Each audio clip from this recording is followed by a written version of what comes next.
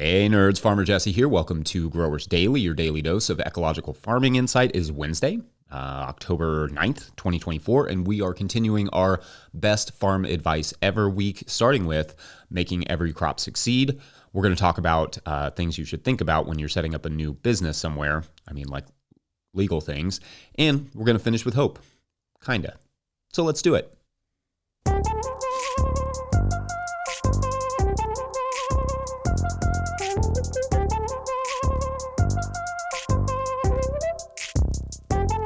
All right, so first, thoughts go up for Florida, who has at this moment a monster hurricane named Milton headed straight towards Tampa.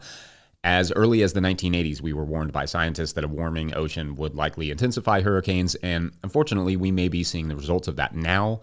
There was an article in the New York Times, there was an article, one back in like 1988, that talked about this, and many since then, but another one this week called Record Hot Water is fueling Hurricane Milton. Milton grew into a Category 5 hurricane in less than a day as it crossed warm oceans across the Gulf of Mexico. And actually, I'm referencing that article not because of what it says, although clearly relevant, but that it was written by one of our CSA members from when we pivoted back to a CSA briefly in 2020, named Austin Gaffney, who is an awesome journalist. So hi, Austin. Shout outs to Nerds Feeding Nerds. Austin is doing great work there. Okay, so the theme of this week is sharing some of the best farming advice myself and others have received, or if not the best, at least some of the farming advice that had an oversized effect on my farm and farm business. Each day I am sharing one technical piece of growing advice and then one bigger piece, one sort of like bigger picture piece. Today's technical piece of advice is one that I still sometimes myself struggle with, but that I view as a simple but critical thing to keep in mind. It is, in short, everything that you plant should succeed. Now, perhaps that seems almost patronizingly simple, but I know that probably every farmer and gardener has gone through a situation where they are just hopefully putting stuff in the ground and not giving that crop the attention it really needs to mature and succeed. Sometimes that may mean bed preparation, like perhaps the bed needed a bit more of a fertilizing compost, or perhaps it needed a broad forking and you just didn't have the time to get to it. Or maybe it's a water dilemma where you don't really have the right amount of drip tape to cover the bed, or the sprinklers you're using are old and clogged and you just haven't fixed them. You haven't had time to fix them yet, or money, or whatever. It is very easy to seed it and forget it, where you sow a bed to a specific crop and then just go on to something else without making sure that crop is entirely set up to germinate and succeed because you've got a million other things to do, which I feel you. Then what you find is that, well, that crop doesn't do that well. Sowing it was ultimately a waste of time, and then you either have to weed the fire out of it to find your carrot, or you don't get much of a yield. Carrots are a great example of a crop that this happens to a lot because carrots take so long to germinate. So let's walk through carrots real quick, although I will do a more in-depth show on them soon and have obviously done whole videos on carrots, but let's just make an example out of them for a moment. Sorry, carrots. Carrots take anywhere from 7 to 10 days to germinate in the summer and up to a month in February and March. And because they take that long, bed prep for carrots must be done thoughtfully to avoid weedy issues. In fact, deep compost mulching has been huge for our carrot production. I don't love it for every crop, but the weed suppressing ability of loose mulch like that makes it perfect for carrot seeds. Perfect, that is, so long as you keep the bed and seeds moist. Because with the long germination time of carrot seeds, it's not just a matter of getting them wet and waiting 7 days, it's getting them wet and keeping them moist until they germinate, like literally when you see the germs, which could easily be 2 weeks. I often say if we graded vegetable crops by difficulty level, carrots would probably be in the most or the second most difficult category for that reason. Many demerits for their slow germination and susceptibility to weeds, and then below ground issues like moles, voles, and carrot maggots. It's a hard crop to grow. Sometimes the amount of attention or thoughtfulness or strategy required to simply get the carrots to germinate just gets pushed to the wayside because you don't have time to tend to them. And that goes for a lot of crops. I saw a farmer recently sowing lettuce in August and just hoping it would germinate because sometimes it works. But hope, and quote unquote, sometimes it works, are not strategies for success. And in fact, I'll discuss hope at the end of this episode today. But for lettuce to germinate, the soil temperatures have to be below 75 degrees Fahrenheit or 23.5 degrees Celsius, which if I ever get the Celsius wrong, just let me know because I'm just kind of like Googling it real fast. Otherwise, the seeds go into thermodormancy, meaning it isn't going to happen in the summer without some specific techniques, and you've just wasted some time by planting them. That said, I want to announce here and now that I am hardly perfect, just for the record. Stuff fails at my farm every season, but it usually fails because I have opened up too much land, or I'm trying too many different varieties, or just growing too much for the number of people on my farm to effectively manage. So effectively, when I do that, I'm not managing any of it well. Crop failures are not just about that crop, though. Crop failures ripple out in every direction. Indeed, for every failed crop, there are at least a couple of others who were also neglected as a result of not having enough time because you were just spread thin. Growing a basic garden with a few crops is not super complicated, but every crop does have its own needs. All plants need relatively loose, fertile soil, adequate water, sunshine, and need to be planted at the right time. But what that right time is will depend on the crop. How it needs to be germinated and the depth at which it needs to be planted differs by species. Some crops need pest protection right from the jump, but not all plants need the same pest protection at the same time. Some crops can be watered from above while others cannot because of diseases, foliar diseases in particular. But if you're managing like 60 crops, it's hard to give them all exactly what each one needs individually. Having a variety of meh crops on your market table has less value than having 6 or 7 beautifully well-grown crops. Diversity is important, but you can get a lot of diversity with just a handful of crops. Less is more, sure, but also less needs to be conquered before more can even be considered. I feel like Ben Hartman's books have talked about this idea of making sure what you plant succeeds a lot, and I recommend all of them. His latest one is really good for the micro scale, and I'll put a link in the show notes. Actually, no wonder it's good for the micro farm. It's called the Lean Micro Farm. Yeah, it's a good one. Again, I'll make sure to put a link for that in the show notes. Anyway, you will have failures, and when you do, it's good to ask yourself what went wrong for that specific crop, and also ask yourself what it would take to fix it. If the cost of fixing that one failure is more than the amount of money you will earn from it, what you will net from it specifically, like how much you will profit from it, or the amount of value it has to your diet or family, it may be worth just nixing that crop and either growing something else in its place or shrinking the space you're using. We don't need to grow everything that we want to eat on our farms. Split that work with other farms that do it better or are set up with the equipment to do it better. Either on purpose or by happenstance, this can work out. You may go to the farmer's market and see someone has really nice cucumbers on their table every week, and conversely, you have a small city of cucumber beetles at your farm. So maybe that's a clue that for that particular crop, buying it may be better than dying it. You know what I mean. Anyway, when we come back, we will get a question from our Patreon members at patreon.com/no-till-growers, PRB. Today's episode is brought to you by Rimmel Greenhouses. Whether it's tomatoes to market, flowers in the spring, or your family's harvest, growing in a greenhouse protected from the weather provides the right environment that you need for a harvest that you can count on. Rimmel Greenhouses are designed for durability and offer the quality that you need to grow productively year-round. Visit rimmelgreenhouses.com to get a quote today. If I may editorialize for a second, I own a Rimmel tunnel. I love it. We built it ourselves, and I really appreciated the quality of the tunnel as well as the customer service we received in the process. So make sure to check them out. If you, the listener, want to support our work, you can do so at patreon.com/no-till-growers. I will try to get to questions from everywhere, but I will always get to those Patreon questions. They are at the top of my questions list, which is getting very long. So hopefully I will bring you at least a cup of coffee or two per month worth of value. I actually don't even think you can get that many cups of coffee for $2 anymore. In that way, this may be the most valuable thing you can get for $2 per month. Today's question, or perhaps more of a topic suggestion, comes from Kyle Putnam, who says, I'd love to see an episode on how people figured out the laws of farming and nursery production in their areas. This is an interesting query. And I should say here that the answer to this one will probably, at least at first, be applicable almost exclusively to Americans. So if you're in another country, it will not hurt my feelings if you go ahead and skip ahead to the final segment, because I will frankly have no idea. Feelings not hurt. Anyway, with a lot of state and local laws, there's very little flexibility within the law. Like the approach of it's easier to beg forgiveness than ask permission does not fly if you break a zoning law. I mean, they may forgive you for building that compost operation without the proper permits or whatever, and you won't go to jail or pay a fine or whatever, but you will still more than likely have to stop operating at best or tear the whole thing down at worst.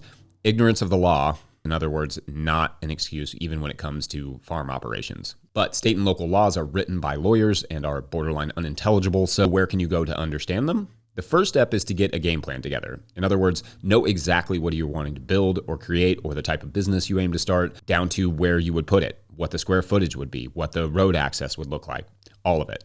If you're starting a business, you kind of need to know this info anyway for your budget, but it will come in handy for navigating local laws as well. If the project is going to require a contractor, that's actually good news because they will, and by golly, they should, understand the local zoning laws enough to be able to tell you if what you're doing is legal. Also, the zoning does have to match. If it's zoned residential, for instance, then you have to follow residential zoning laws. Getting zones changed is very tough, and you have to get community buy-in. If you plan to do this project solo, well, you can also consult with a contractor if you know one, preferably paying them for their time, or you can head over to the county clerk and tell them, I'm looking to build a plant nursery. Who should I talk to make sure I meet all the zoning requirements and regulations? Personally, I love going to the county clerk. The folks in those offices often know exactly where to point you, and sometimes they even do it with some sass, which I appreciate. You could also check in with the local code enforcement and building inspector's office, and if you're like, wouldn't that tip them off that I'm building something? That shouldn't matter if you were trying to stay above board on this project. If you break some regulation, these are the folks you're going to have to deal with anyway, and you may as well demonstrate that you care about doing things in the right and legal way. I should say I don't know how local regulations are managed in other countries, even in individual municipalities, so feel free to share those insights and your experience in the comments section. I think that would be helpful. Also, feel free to share any other resources that I did not mention here. Of course, you can always just go talk to other farmers in the area to get an idea of what it took for them to start their operations. Obviously, don't bother them at the farmers market while they're busy. But if you wait until the slow season, which for us here in Kentucky is now, it's like October and November, you may be able to ask them a quick question about any weird local laws they know of that you might prevent you from building X project. That said, don't just take their word on it because one, they are not lawyers or officials, but also two, laws change. But that is a perfectly fine place to start or to bounce ideas off of other farmers to see if there's something in there that you're not thinking of that they've been through themselves. Lastly, in some areas, ag zoning is very open and not very regulated, but that varies by state. So don't just assume because you have ag zoning designation on your property that you can do as you please with your property, which, Kyle, it seems like even asking this question, your head is in the right place on it. We need more farms and nurseries. What we don't need is more almost farms and almost nurseries. Yes, bureaucracies are the worst, but it's a comparatively small amount of upfront work for a business that could serve a community for a long time or for generations, whichever comes first. Good question, Kyle, and Patreon members, make sure to keep your questions coming at patreon.com/no-till-growers. There's a show thread for the month of October. Feel free to add your topic suggestions, questions, thoughts, or comments there, and I will get to them here in podcast/video form.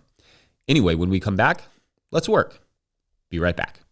Hey you all, the No-Till Growers crew and I want to use the ad space today to point you towards a couple resources to help farmers in North Carolina directly affected by Hurricane Helene. Both the Organic Grower School, or OGS, and the Carolina Farm Stewardship Association, called CFSA, are local ag organizations there who have done a lot of work gathering resources for those of us who want to chip in. So their resources will be linked in the show notes, as well as the Appalachian Sustainable Agriculture Project, or ASAP, which was the organization mentioned by Lyric last Tuesday when I spoke with her about her farm's experience with the hurricane. It is impossible to overstate how big of a disaster this is. Sincerely, Helene is one of the worst American disasters since Katrina, so please help if you can, even if just throwing a few bucks towards a farmer's GoFundMe would be huge. Thanks, and back to the show.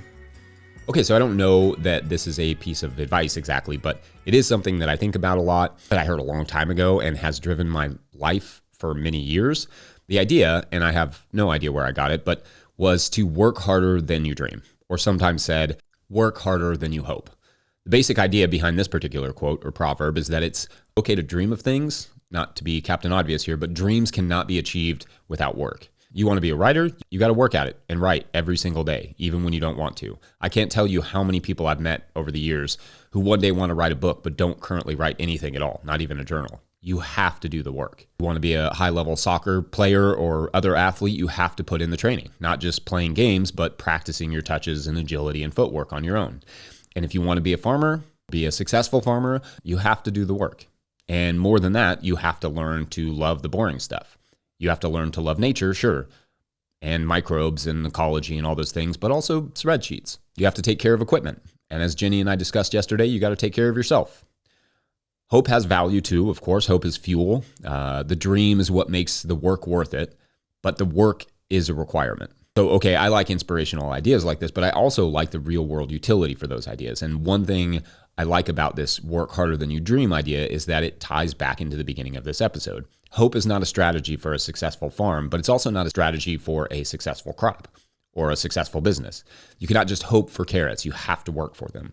You cannot just hope people will sign up for your CSA, to use the community supported agriculture example, where if you don't know, you sell your product similar to how a magazine might sell a subscription. That's what we call a CSA. You basically sell it all up front and then distribute it throughout the season. But you can't just hope people will sign up for such a thing in such a huge expense without putting in, the work before you launch it. The work of gaining growing experience, the market research to know if your market is saturated with CSAs, and if so, what will make yours different from theirs. The work of building a website and social media, of designing flyers to put out, the work of having a marketing strategy for each week to get the word out, the work of hitting the pavement and getting people interested by posting those flyers in coffee shops and gyms and other community boards.